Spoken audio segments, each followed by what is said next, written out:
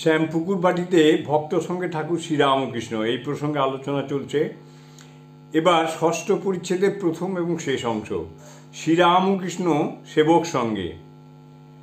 Master ডাক্তারকে আসিতে বলিয়া প্রত্যাগমন করিলেন। খাওয়া দাওয়ার পর বেলা 3টার সময় শ্রীরামকৃষ্ণকে দর্শন করিয়া সমস্ত নিবেদন করিলেন। বলিলেন, ডাক্তার আজ বড় অপ্রতিভ করেছেন।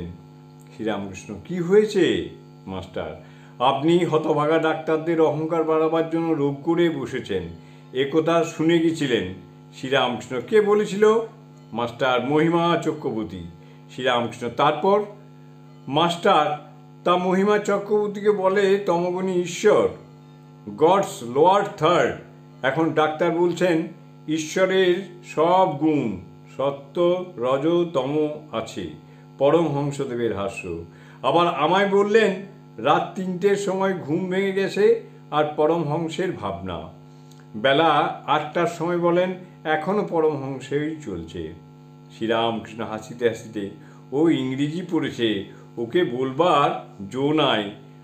আমাকে চিন্তা করো তা আপনিই করছে। মাস্টার, আবার বলেন as man I have the greatest regard for him. এর মানে এই, আমি তাকে অবতার বলি না, কিন্তু মানুষ বলে যতদূর সম্ভব ভক্তি আছে। শ্রীরামকৃষ্ণ, আর কিছু বলো, আর কিছু হলো? মাস্টার, আমি জিজ্ঞাসা করলাম আজ ব্যারামের কি বন্দোবস্ত হবে? ডাক্তার বললেন বন্দোবস্ত আর আমার মাথা আর মুন্ডু। আবার আজ যেতে হবে, আর কি বন্দোবস্ত? শ্রীরামকৃষ্ণের হাস্য। আরও বললেন, তোমরা জানো না যে আমার কত টাকা রোজ লোকসান হচ্ছে। 2-3 জায়গায় রোজ যেতে সময় হয় না। জয় ঠাকুর, জয় ঠাকুর।